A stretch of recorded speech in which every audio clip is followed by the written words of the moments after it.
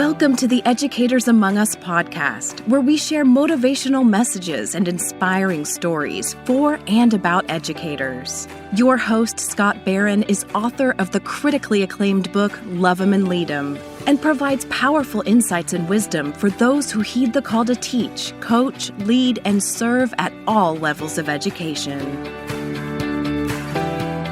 Hey everybody, this is Scott Barron with School Growth, and we are so excited to be able to share a story of a family, and this is a family that it's a family of educators, and as a part of the Educators Among Us podcast that we love to provide some encouragement and some inspiration for those who answer the call, or maybe even considering it, right? Because educators change lives, especially those who know that they bring it every day and they're prepared and they want to have an impact on other people's lives, and they understand that their words, their actions, the model of their lives, boy, it has a lifelong impact. And so we've got two people here that I've had a chance to get to know some, and I can't wait for you to kind of hear from them because they are lifelong educators. And this family has been a part of different schools all around the country, especially in Iowa. And now, of course, Dr. Chris Morphew is the dean of the School of Education at Hopkins University, and he gets to influence the lives of educators all around the world. And his mom, Sue, is with us as well. And she was a lifelong educator there in Iowa, and all three of her children are educators. And there's just a long line of people who have answered that call. They've answered that call to be an influencer in the lives of others. So, Sue, first, thank you for being a part of this conversation with us and just the lifelong impact that you've had. Thanks for the opportunity. I appreciate it. Absolutely, and Chris, you and I have, of course, we work together as a part of the National Advisory Council for the School of Education, and I've seen you really grow in your leadership there, and it's been fantastic what you have done there for the School of Education at Johns Hopkins, and I thank you for taking the time out of your busy schedule to join us also. Happy to do it, Scott. Thanks. Yeah, absolutely. All right, so got a few questions that I wanted to kind of learn from you, but the first thing is when and how. So when and how did you first get started as an educator? As long as I can remember, I wanted to be a teacher from when I was really little. And then instead of doing anything about that, I got married soon after high school, had 2 kids, and everything was really good. Larry had a job as a technical writer, but then his boss said to him, "Your job and you are going to be moved to Texas, and your family will stay here in Iowa, but you will be able to visit them on weekends." And so we talked about it a tiny bit and decided we'd go try to get into college. So we went to college together. We adopted Chris in our second year of college. And then we finished, got our teaching degrees, and I got my first job. He stayed in his other job near the other college. And then Esterville called, wanted him, a male elementary teacher. So we both came and interviewed, and we got jobs. I heard the principal that wanted Larry say, "I've talked to the elementary principal and he will take your wife if you will come." I must not forgive so easily because I still remember that. Oh my goodness. But then we stayed here for our entire careers. That's fantastic. So who was an educator who most impacted your life?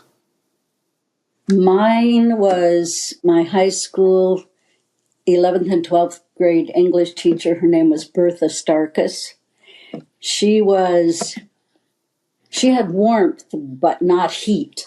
She loved what we did. I love that. She listened to us and honored our opinions if we were talking about literature. But when it came to grammar, there were rules and there was no wiggle room. And she taught us not just to use those rules, but to love what they did. And I heard that the state university professors, many of them knew when her students came through because of how they could write. You gave me a title of an upcoming, we share an encouragement every Monday morning with educators all around the world. And you just gave me a topic, warmth but not heat. I love that. That is outstanding. And of course, you're talking about, I guess, an accountability that didn't kind of burn up the relationship, but it still prompted me to want to step up my game. Right? Yes, that's right. I love that. Love that. Chris, how did you get started as an educator? Well, I think just like my mom and dad, I kind of happened into it in some ways. When I was graduating from college in 1990, I had no idea what I wanted to do, and I looked around at some professional opportunities. I remember interviewing for some investment bank jobs. I remember interviewing for some other jobs. I think I remember after interviewing with one of these banking jobs, I thought to myself, boy, I can't imagine doing that for a long period of time. And decided pretty, I almost surprised myself, I think, in thinking about, well, what if I got a master's degree in education? Not necessarily thinking about becoming a educator or a teacher per se, but because I had a long-standing interest in education and wanting to know more about it. So I did a number of things I would never advise anybody to do. I applied to one master's degree program, managed to get in, and it just happened to be that also there was an opportunity in the same city in Boston that summer to work at Milton Academy in the Massachusetts Advanced Studies program for high school students. They needed teachers that summer, and I happened to apply for that as well. And so it turned out that both my master's degree and that summer teaching opportunity were in the same place. And the first time I'd ever been in any kind of educator role was the summer of 1990. How about that? So, same question. Who's an educator who most impacted your life and why? Well, that's pretty easy for me because I'd beat my parents, right? So, I can tell you that the number of the conversations we had around the dining room table around education, a lot of it, debriefing from the day, the week, etc. Hearing about other good teachers and what they were doing, hearing about maybe some teachers who weren't performing as my parents would have hoped that they would perform, hearing about school leaders, principals, superintendents, what they were doing to support or not support teachers, and then hearing about relationships with parents and everything from parent-teacher conferences to trying to help kids who maybe didn't have access to proper winter clothing, right? So anything and everything that was covered at most of the dining room. Dinner time conversations were about those kinds of things. That's beautiful. Yeah, it's some of those. Sometimes that's just therapeutic for us as educators to go home and just talk it out, right? Just kind of be able to say, this is what I ran into with a colleague or a parent or something else, and some group therapy as a family together can be important. So, what did or do you love most about this career calling, and what do you love least, Sue? I would say the thing I loved most were the funny little surprises that happened. I had third graders most of the time, and there would be funny little surprises. I can tell you about my first year of teaching, a little girl who didn't want to speak out in class. I would talk with her privately, and I knew she could talk, and I knew she knew what was going on. She didn't want to speak. And then one day she raised her hand. Oh, I said, yes, Janet. And she said, Mrs. Morphew, your slip's a hanging. Oh, no. I had another little boy who came to me, could speak no English. He came from Mexico, one of the first Spanish-speaking students we had in Iowa, or at least in Esterville. And he was assigned to fourth grade. But I had third grade and he wasn't doing well, so they thought maybe he should come to my classroom. So all the kids, we all tried to help the best we could. None of us could speak Spanish. And he was line leader one day. And other classes were lining up, and my class was rowdy and messing around. I said, "Hey, it's okay. We can wait. We'll go after this next class." And he turned around and said to the class, "Be quiet, you guys. I'm really hungry," in perfect English. Wow. He knew what he wanted. Things like that. Just things Yes. like that were the things I loved. The surprises happened all the time. Oh, that's awesome. Yeah, it keeps it from getting boring, doesn't it? That's right. For sure. What did you like least about the role? Well, when I was a kid, my dad told me so often, as long as there's more to be done, you're not finished. And in teaching, no matter how much I had done, there's still more to be done, always. And so I just felt like I could never finish anything. There was always more. I love that. Chris, what do you really love the most about the calling to be an educator, and what do you love the least? Well, it's at some point during this conversation, I should point out, Scott, that in my family, the idea of me as an educator is is likely to provoke laughter among my mom, my sister, who was a teacher for 30 years, my brother-in-law, who's an elementary school principal. So the idea of the fact that the only person in the family who hasn't taught K-12 education is the dean of an education school is a little ironic, right? So we have to use the term educator really loosely in my family. In terms of my experience as a professor, it's seeing the promise in students that I can help them figure out what to do with. I had the opportunity just a couple of days ago, got a text from one of my favorite former students about, the next thing that she's been involved in. And whenever I get a chance to sit down with her and hear about her work, and she's one of my favorite former students because she's very bright and she's curious and she's, intellectually engaged. And I could see her doing, amazing things with her career. So it's the chance to engage with those kinds of students, and not all of them are necessarily the best students. Some of them are, but it's the ones who are really intellectually curious and engaged, and who want to take advantage of what you can offer them in the classroom, and who you feel like you can connect with and make a difference with. And that's probably the thing I like most. Absolutely. And how about the least? It's a really challenging time to be in education, right? It is a highly politicized environment. There's a lot of people taking pot shots at education and educators, most of whom know virtually nothing about schools and how schools operate, and it's made it even harder to find ways to attract and retain the best teachers that we can.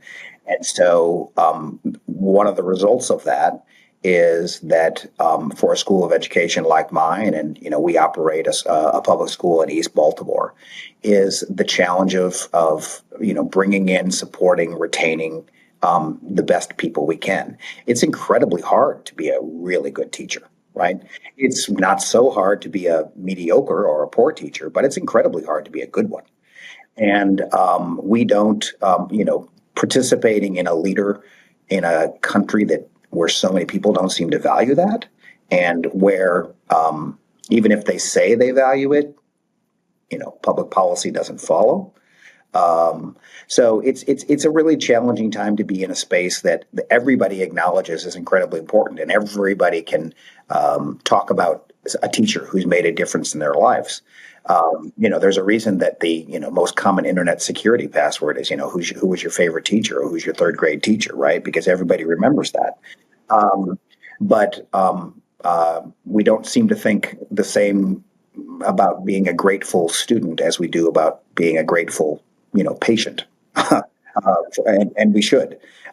So it's a challenging time to be in this space. Yep.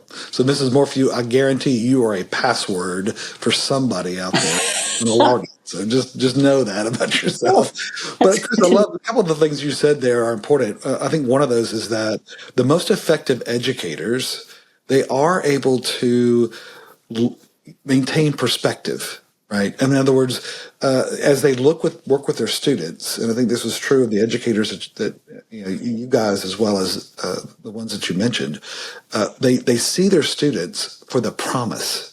They see their students for the possibilities. They see the students for the potential versus the past and the problems, right? And the other issues. And that's just the best educators maintain that perspective. And it's a powerful difference consistently as we've looked at, we've asked educators and looked at the data on the most effective educators. That is a very common characteristic. The other one you mentioned, Chris, is that engagement and curiosity. Right? They have a curiosity about themselves. They have a curiosity about their students. They're not just teaching a curriculum. They're teaching, minds and hearts and souls, right? And that's a very important element of the best educators. So I love that. As we look at schools, and Chris, I love your response on this one. We think about the challenges. There's a lot of challenges that you mentioned in terms of the perception. That's one of the reasons why we've actually started this podcast, is because, man, we've got to elevate the profession and keep encouraging educators who are fighting against just a relentless stream of negativity and people who overvalue their knowledge of schools and that is drastically underdeveloped, right? But there's an arrogance that comes with that limits that curiosity. So the question for you then is, you have this, because you have such a broad perspective of education that's happening both in the United States and around the world. What in terms of the U.S., what are the things that we've got to fix as soon as possible? Well, I think first and foremost, we need to make becoming a teacher, being a teacher, a high prestige, high status, high reward profession. There's a lot of data showing, and my mom's story is emblematic of this. There's a lot of data showing that if you go back 30, 40 years and you ask parents about the profession that they would like their kids to go into, teaching is near the top. And you ask them today, and teaching's near the bottom, right? And that's because the status of a teacher has changed dramatically during that period of time. It's also because when my mom graduated from college, 1962, like three, From college, yeah, 70. 70. I'm way off on that. That's right. We're 67. Um, you think about the choices that talented young women had, right? You could be a nurse, you could be a teacher, and maybe the list stops there, right? A, For s- a most, secretary. a secretary, right? And so we had this whole stream of, high ability, talented people, 50% of the population, and many of them chose to become teachers. Well, those same people now could become engineers, they could become lawyers, they could become scientists, they could become bankers, they could become, you name the profession. So not only is it, it's great that so many women have these opportunities graduating from college, but it doesn't feel like as that has changed, as the status of teachers has changed, as salaries have not kept up, as teachers tell us that we need better school leaders. Relationships with parents and communities have become charged and difficult. We need to elevate the profession. It needs to be a profession that parents are aspire for their kids to enter. It needs to be a profession where we're very selective in terms of who enters it, and compensation follows, and status follows. Yeah, great point. Sue, in your experience, how has the education in the U.S. How has it changed from when you started your career to when you ended your career? I have been retired for 24 years. 25 actually, 2000, June of 2000, I retired, so 24. It changed in many of the ways Chris said. Used to be people thought highly of their kids' teachers. Now, and sometimes during my career, parents would come in and complain to a principal that a teacher was not meeting their child's needs. I can remember when I first started, the parents would come to me and tell me what the child needed, and we'd work on it. But there's been kind of a break in that chain. That's one thing. So much more technology and use of it now.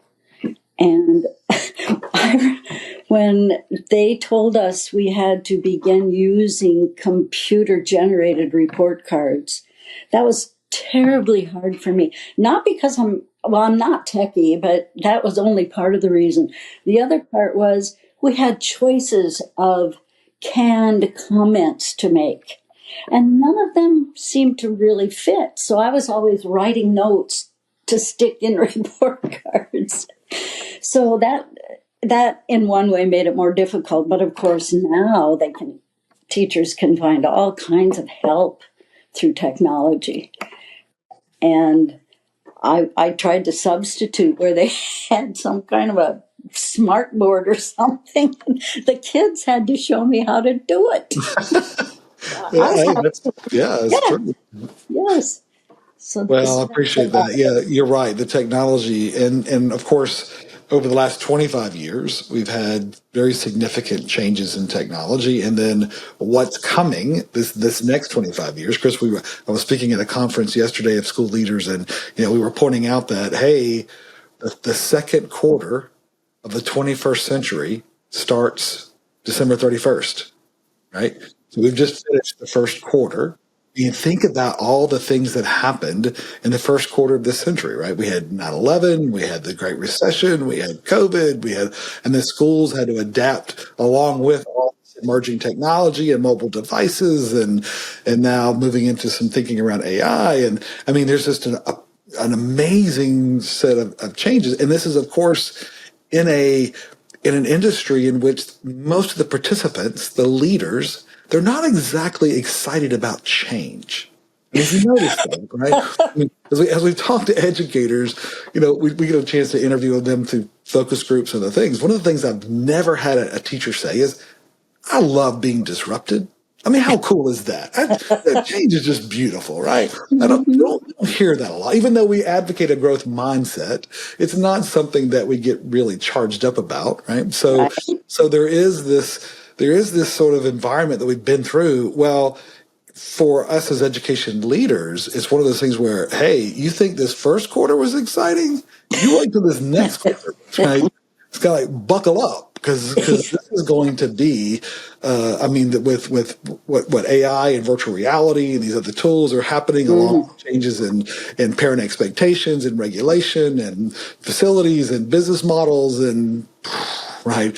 It's just going to be an amazing season this next 25 years. And so those who answer the call to be a part of education, hey, listen out there, if you love change, come be an educator, because that's right. we need you back in the system over here, because there's going to be some incredible opportunities, right? So, Chris, as you look forward to that, as we're preparing, especially in the School of Education, right? Because you are responsible for preparing that next generation of leaders. What are some of the things that we're having to adjust now in that preparation process to really get them ready for the second quarter? Yeah, and I'll answer that in a second. But as my mom was speaking, I was thinking I'd never heard that anecdote about canned responses to in report cards before. That's very interesting. It is. I was thinking about one of my I don't know if she was one of my favorite teachers, but I certainly respected her, and that was Mrs. Heidecker in fifth grade. Right. And my father taught fifth grade as well. So she was just down the hall from fifth grade. And we have the report card from my fifth grade. I don't know if it was, what quarter it was, but I can tell you Mrs. Heidecker did not use canned responses in her report cards because my report card said, Christopher has trouble letting other students answer questions. That was, which I'm pretty sure was not one of the prompts that you got from the computer on the report card, and I'm sure and was very accurate as well. So I think there's Hopkins. Like other universities in some ways, but I think even more so than other universities, we're making at the university level a really big bet on data science and AI. So you look around at what universities are doing in this space, and we're going to be investing, nine figures in this, right? So north of $1 billion in facilities and new faculty and PhD students and all the things, computing infrastructure that come along with that. And the School of Education has to be a part of that. And the ways that we're thinking about being part of it is, how can we, not just for teachers, but how can we inspire, support, educate folks in how learning takes place and what AI and data science can do in terms of supporting that. So we're going to be launching a new program next fall, assuming all sort of state support, state approval processes work out as we're hoping, around, among other things, AI supported, learning engineering and learning design. And that is something that very clearly people in classrooms need to better understand so that they can figure out how they can, I think in a perfect world, essentially have a co-teacher in class. But in the corporate world, at university level, in lots of other places, I think AI has a tremendous amount of promise for customized learning, personalized learning, whatever you want to call that, right? But also for providing teachers who are being asked to be so many things in the classroom. They're being asked to be counselor, they're being asked to be nurse, they're asked to be teacher, obviously, security officer in some cases. AI, if we can figure out ways to use it properly, might give teachers the opportunity to actually teach, which is what I think so many teachers miss in the classroom. I hear that a lot. You're right. If we can figure out ways to help have AI do some of the mundane things that really don't necessarily require the critical thinking skills and advanced skills that teachers have, and free up teachers to do teaching, we can do a lot of great things for the profession, for teachers, and for students. For sure. That makes total sense. Hey, so a question for you. Of course, you have been retired, but you had a long many seasons of growth and learning as an educator. What advice, if you could go back to your 1970s self and give advice to yourself as you're going into this profession, what would you have told yourself? I didn't feel prepared for one thing. So when I first started, they said, you'll have a week of workshop. I thought, oh, that would be great. I can have everything together. Well, no, you cannot. You cannot do that because so many meetings, and with each meeting came some new jobs. And so I was overwhelmed. But I guess I would tell myself, pay attention, do what you can. Then when the kids come, shift your attention to them.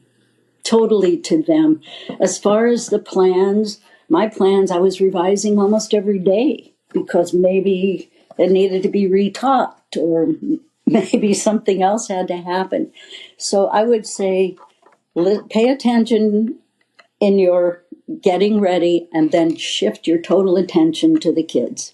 That's great advice. In the military, they use a line that says, no battle plan survives the battlefield, right? Because you have to adapt. You have to, things change. And I think, I guess it's a good saying to say, no lesson plan survives the classroom, right? Because you're going to have to adapt. Or even the school year. We have a bumper sticker that says, school happens, right?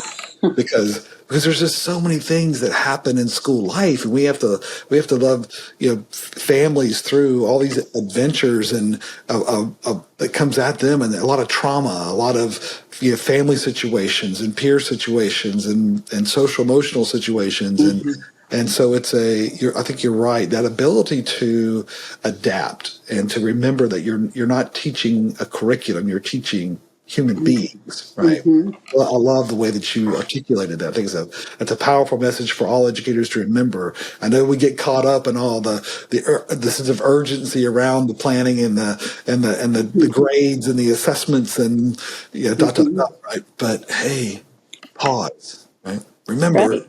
remember, this is about the people, right? So Mm-hmm.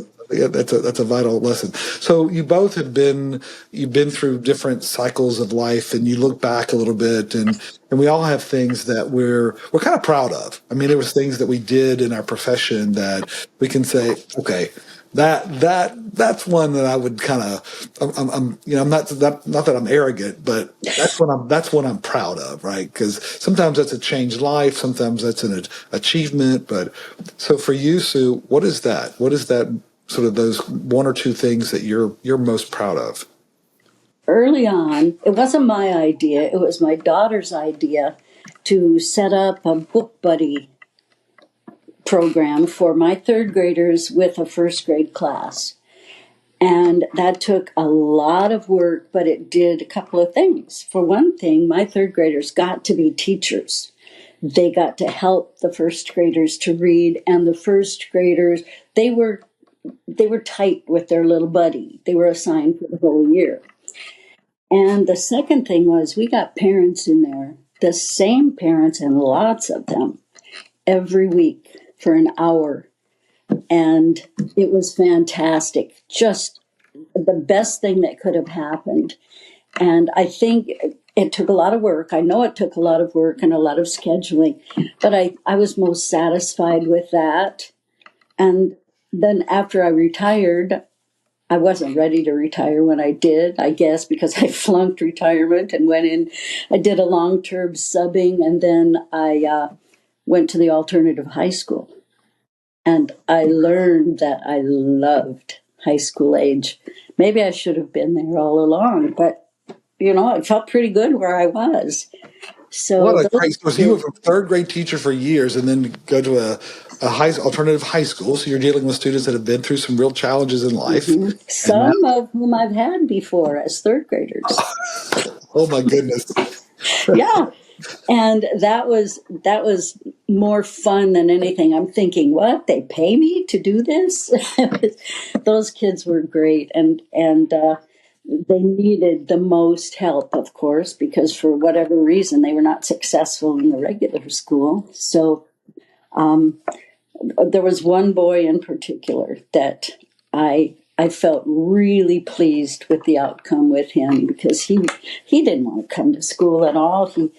But he tried the alternative high school, and all of a sudden he's coming longer than he has to and studying more things than he has to and doing more to get his credits than he has to. He's the one that I was most pleased about. That is awesome. Well, that's just, I love that when someone kind of gets it right and they start to realize they can do this, and they get a courage and then they get a persistence and a curiosity, and wow, that is amazing. Thank you for your dedication to that. Mm-hmm. Chris, when you reflect back, what's something that you would say, hey, that's one thing that I'm really proud of? Well, I began this talking about the relationships that I had with some of my former students, and I think those come out of an investment in those students, right? And so I'm proud of those ongoing relationships. I'm proud of what I was able to give to the students in my graduate courses, some of whom I think came in a very different place than when they left. And it's when you can see the growth in your students over a semester or two, then you really start to see you can see the value that you're providing. Other people are providing it as well. They're in graduate school, right? They're not just getting it from you. So that's important. I think also so there's the educator part, and then there's sort of the leadership part. And I think on the leadership, the folks that I've been able to hire at the School of Education, we're in the process of doing a lot of transformation in school and reorganization in the School of Education, and we're trying to do that in a as as quickly and effectively as possible, but also as humanely and as supportive as possible, in a principled way. And that's hard because, as you said, people don't have smiles on their faces when you talk about change. But if you can handle change in a principled way, if you can do it in as transparent way as possible, and it's never as transparent as people want it to be, but if you can do that and move an organization forward, you got something to hand off to the next leader, and you can point to some successes. We've done a couple very specific things, like one of the things I did a few years ago was start up a center on safe and healthy schools that is really that we've been able to hire some great people into, and we're doing some important work there and really trying to change the conversation from one around these crazy conversations we have in this country around hardening schools and bulletproof and vendors selling bulletproof lunch trays, right? To one that actually talks about the feelings of safety and being safe in a school that students need to have, and the connections between those kinds of things and mental health and learning outcomes, which people do not understand. Schools have actually gotten much safer in terms of violent incidents over the last 25 or 30 years. No one knows that, but it's true. And these mass shootings are horrific, and they gather so much of the attention. But what we leave behind is the hundreds and thousands and millions of students who have these challenging emotional and mental health needs that schools, I think, are getting better at addressing, but still need to be focused on in an equitable way. Yeah. Well, in some of the innovation, I think that you and other schools of education are trying to figure out is, what is a school of education for this next quarter century and even more into the 21st century. I think I like where you're seeing is connecting the dots, right? There's an interdisciplinary, even inter-school programming that, it's higher education. Transforming higher education is probably one of the most brutal assignments that one can have. Having seen different industries, whatever, because it's such a commitment to being the smartest person in the room versus having an ability to collaborate and cooperate. And so I really admire what you're trying to accomplish and say some prayers for you as well, because it's just a tremendous challenge that you face. But I do love the way that you're trying to connect with the business school and with the med school and some of the others, because there is an opportunity. Every industry, given the fact that we like to say we're in an innovation economy now. It's not just, we're way beyond just a tech-based economy. This is an economy that's able to reinvent itself very quickly. And I think the U.S. economy has been able to do that in the last decade, particularly the last 3 or 4 years, and demonstrated we can stand up businesses, we can stand up whole new ways of thinking faster than we've ever been to in civilization. So now, how do we harness that, right? How do we make that for the good and even for the greater good? And how do we begin to connect dots and help adults? It's great that kids are learning, but we've got a lot of adults that are going to have to be retrained, retooled, and be able to do that. And so I love the fact that the School of Education is positioning itself to be a part of those conversations and even leading forward with some of the other schools that they don't have some of those tools that we have of how to teach, how to learn, how to create a learning organization, as he once proposed. Right, that's your greatest competitive advantage, is if you can learn faster and more effectively than your competitors. That typically gives you a pretty significant advantage in the market. So. Right, and schools of education, particularly at research universities, run the risk. Like if we're not focused on what's next and thinking about You bet. thinking about learning and how organizations are structured to provide learning, then we can be sure that the sociologists and the political scientists and the economists are going to do that, right? Mm-hmm. So either we can take the reins, or someone else is going to do it. Absolutely. Sue, thank you. Thank you for your commitment, your lifelong commitment as an educator, as well as for raising up educators as children who are fantastic in their fields, and Chris being an educator for sure in his passion, and because I've watched him impact a lot of lives, and it's been fantastic to see that. And so, thank you both for answering that call and for doing it with great wisdom and discernment and prudence, we'll say, as well. That was our Monday encouragement this week, was on using that prudence to know how to make decisions and lead and lead forward. And that's what you both have done. And so we're very, very grateful for your work in modeling that for other educators, and hopefully folks that are hearing this can say, hey, I can do this. This is a profession. And this is what we really try to emphasize a lot in our podcast with the messages. This is a noble profession. This is a profession that changes lives. And no matter what other things you could do, in engineering or technology or nursing or medicine or business, educators change lives.